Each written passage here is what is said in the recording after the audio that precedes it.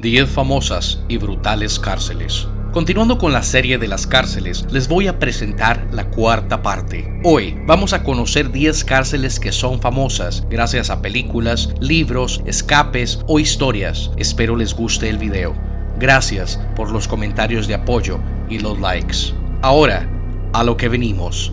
Número 10.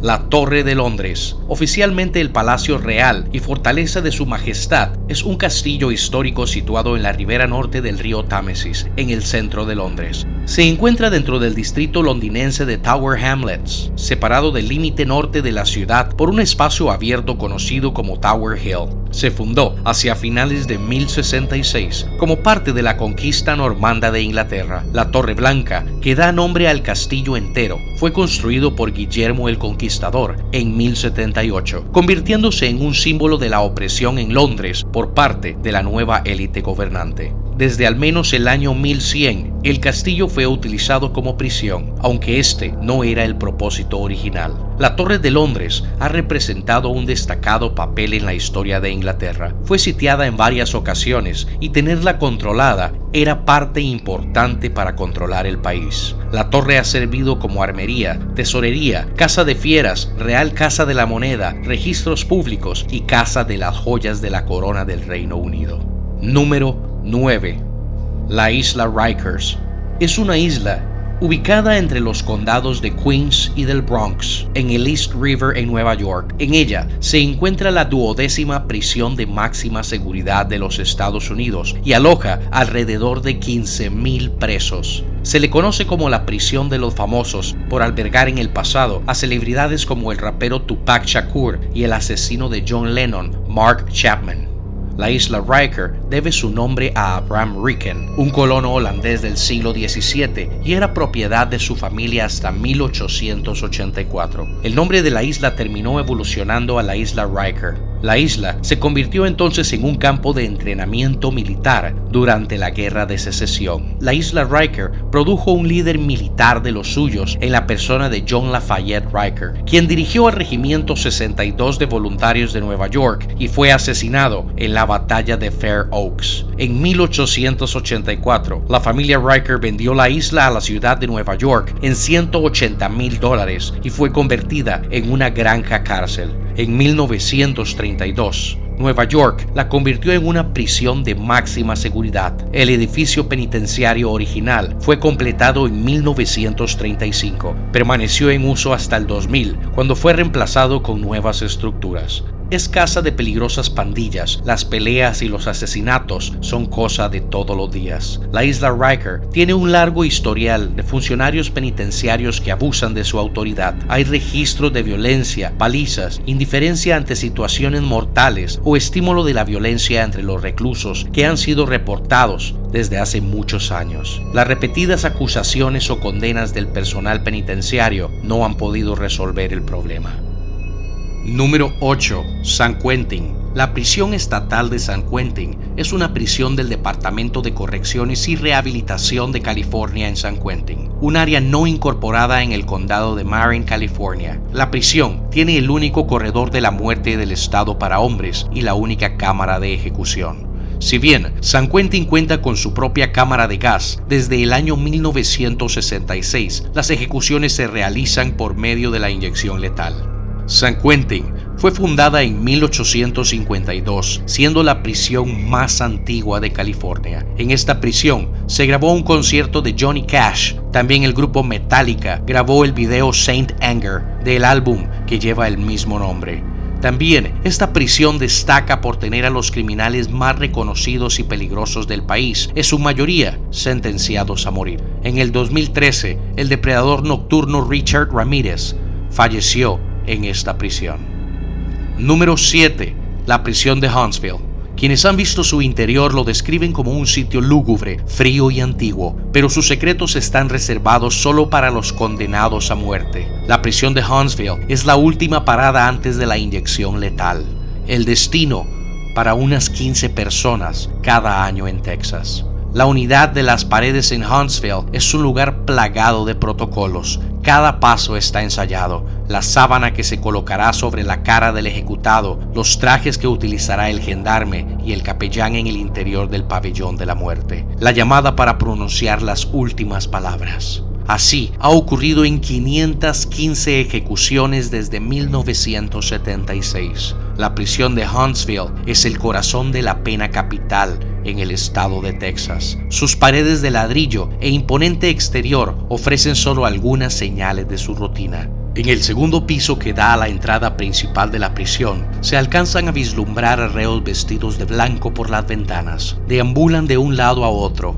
Algunos incluso dejan escapar sus voces con frases inintengibles. Una vez dentro, hay quienes gritan a todo pulmón por el asesinato que ocurrirá en la unidad de paredes. Mientras unos lo llaman justicia, lo cierto es que es una experiencia fuerte a nivel humano.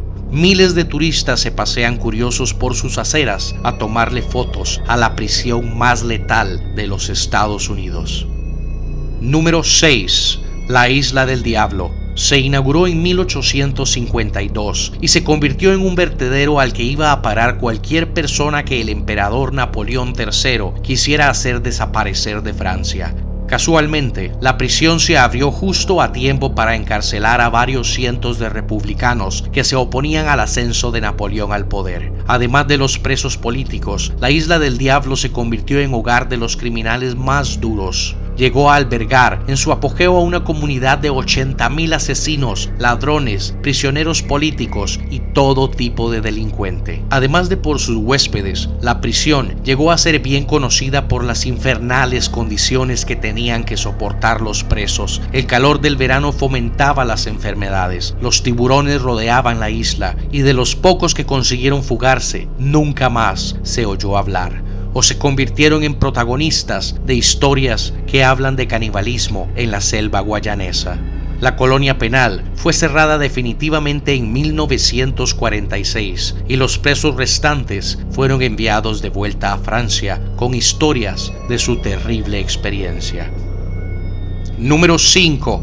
El Campo 1391. Enclavada en medio de Palestina ocupada, rodeada por altos muros y flanqueada por 2 torres de control que garantizan la guardia militar y vigilancia permanente al entorno de la zona. Desde afuera, la cárcel 1391 se asemeja a cualquier otra estación de policía construida por los británicos en los años 30 durante su mandato en Palestina. Las que, en su mayoría, son utilizadas como bases militares y cuya única referencia son carteles en los que solo se escriben números. La cárcel 1391, cercana a la línea verde, es decir, a la frontera entre Israel y Cisjordania, es diferente a las demás, ya que no solo no aparece en los mapas, sino que fue borrada de las áreas de visita, le quitaron el cartel que la señalaba. La censura eliminó de la propaganda israelí toda mención al lugar en que se encuentra dicha cárcel, con el alegato gubernamental de que la compartimentación y la confidencialidad son necesarias para preservar la seguridad del Estado.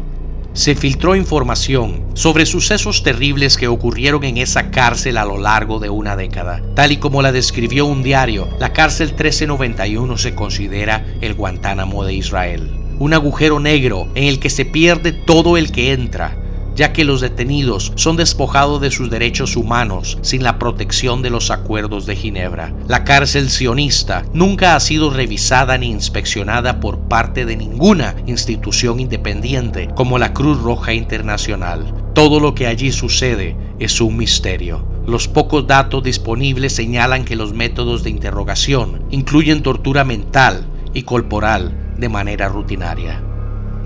Número 4. El Altiplano.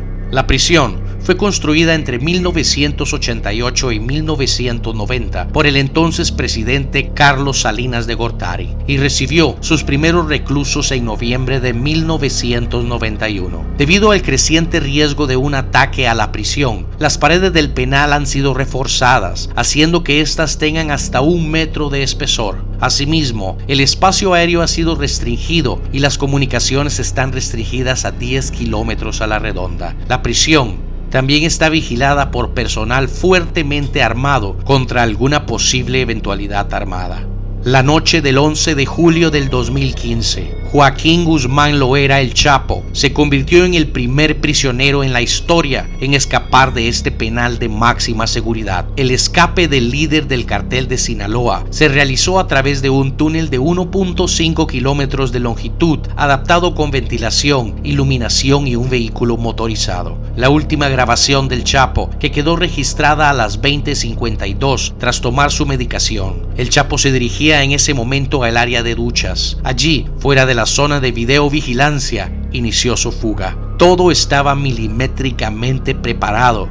Oculta bajo una trampilla, se había excavado una boca rectangular de 2.5 metros cuadrados. Este orificio comunica con un conducto vertical de 10 metros de profundidad, en el que los delincuentes instalaron una escalera. Tras bajar, el Chapo simplemente escapó a través del túnel, bajo luz eléctrica y buena ventilación, hasta un inmueble en obras de la colonia Santa Juanita. Ahí desapareció.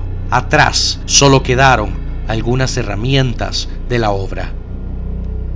Número 3. La Catedral. No era una cárcel común y corriente. No tenía rejas ni celdas, ni áreas restringidas. Tenía, eso sí, jacuzzi, gimnasios con los equipos más modernos de la época, aire acondicionado. Así era el penal de alta seguridad en Envigado, cerca de Medellín, donde el narcotraficante más peligroso de los últimos tiempos, Pablo Escobar, pasó un año de reclusión junto a 14 de sus hombres. Irónicamente, un aviso pegado en la ventana de la garita de entrada dice: cualquier irregularidad debe de ser informada a la Inspección General de Prisiones. Para poder controlarlo todo, Escobar tenía un telescopio ubicado en una especie de terraza frente a su apartamento. El telescopio tenía tanta potencia que a través de él se podían distinguir hasta las avenidas de Medellín. Cerca de su habitación, Escobar tenía los controles que le permitían bloquear los sistemas de comunicación del penal y también dejarla a oscuras cuando quisiera. Su poder era tan grande que cuando el entonces presidente de la República, César Gaviria Trujillo, le mandó a un alto funcionario para que, asistido de camarógrafo y fotógrafo, tomara las evidencias de que Escobar estaba tras las rejas, el preso le dijo: dígale al presidente que esto no es un circo, yo aquí no quiero ni fotos ni videos. Número 2.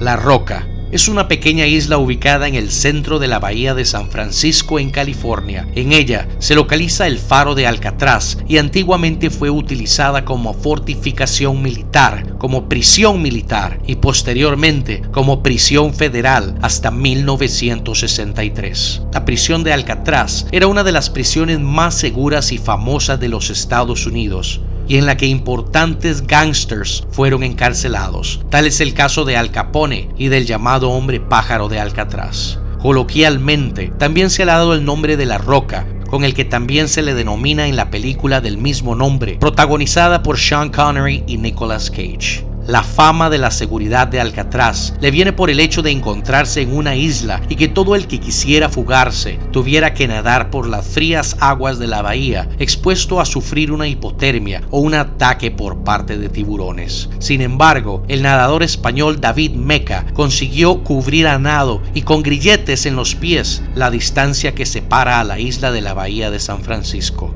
En esta prisión se dio uno de los escapes más famosos de la historia. Si quieren conocer más, les invito a ver el video que hice sobre los escapes de prisión. Les dejo el video en la descripción. Número 1. Guantánamo. El campo de detención de Guantánamo es una cárcel de alta seguridad situada en la base naval de la bahía de Guantánamo, localizada en Cuba. Desde el 2002, las autoridades estadounidenses la han usado como centro de detención para detenidos acusados de terrorismo, la mayoría de ellos detenidos en Afganistán durante la invasión de este país, que siguió a los atentados del 11 de septiembre del 2001. Guantánamo es solo una parte del sistema de campos de detención que mantiene Estados Unidos en el exterior y que incluye otros campos en Irak y Afganistán. Decenas de detenidos han sido llevados a Guantánamo desde otros centros de detención secretos de la CIA. El 17 de septiembre del 2001, el presidente Bush firmó un memorándum en el que autorizaba a la CIA a instalar centros de detención fuera del territorio de Estados Unidos. Este documento tiene carácter secreto. En noviembre del 2001, George Bush firmó una orden ejecutiva en materia militar sobre detención, tratamiento y enjuiciamiento de cientos de extranjeros en la guerra contra el terrorismo. Informes de Naciones Unidas señalan que existen evidencias de que algunos detenidos han sido torturados y denuncian alimentaciones forzosas a prisioneros en huelga de hambre. Docenas de ellos protestaron de este modo en el 2006 e interrogatorios llevados a cabo tras confinamientos solitarios prolongados o en condiciones extremas de temperatura, luz y ruido, la que autorizó al Pentágono a mantener ciudadanos no estadounidenses bajo custodia indefinida sin cargos. Los primeros 20 prisioneros llegaron el 11 de enero del 2002. Con respecto a las condiciones del centro de detención, la administración estadounidense niega que se practique la tortura, aunque todos sabemos que no es cierto. Les invito a ver un video que realicé sobre las torturas de la CIA. Se insiste que esta se trata de una instalación modelo y que ha sido visitada por más de 2,000 periodistas de 400 medios de comunicación en todo el mundo. Extra: la isla de los hombres solos o Isla San Lucas. Esta fue la cárcel más brutal de Costa Rica. En esta isla se protagoniza la novela La isla de los hombres solos de José León Sánchez, quien descontó ahí varios años de cárcel. La cárcel funcionó durante más de 100 años, entre 1873 y 1991. Fue construida para mantener a los delincuentes y asesinos fuera de la ciudad.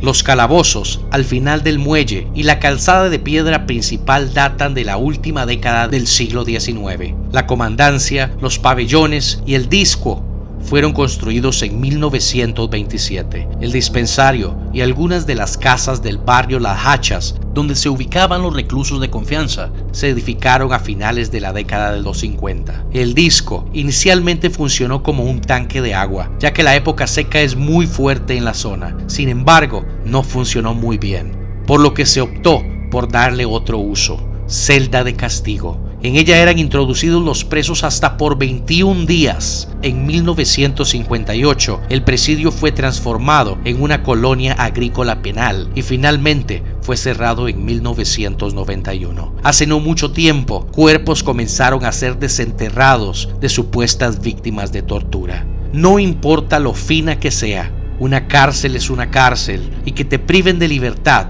y del poder de tomar tus propias decisiones es simplemente horrible. Esta fue la cuarta parte, y si alguna de las prisiones que querías escuchar no está en la lista, revisa los videos anteriores. Solo dale clic aquí. Si te gustó el video, ayúdame con un like y compártelo. Es lo que me permite seguir adelante. Sígueme en Facebook para conocer con anterioridad los temas a tocar en mis videos. Solo busca la palabra Pablo Gonza E. Buenos días, buenas tardes o buenas noches, donde quiera que estés, y como siempre, hasta la próxima.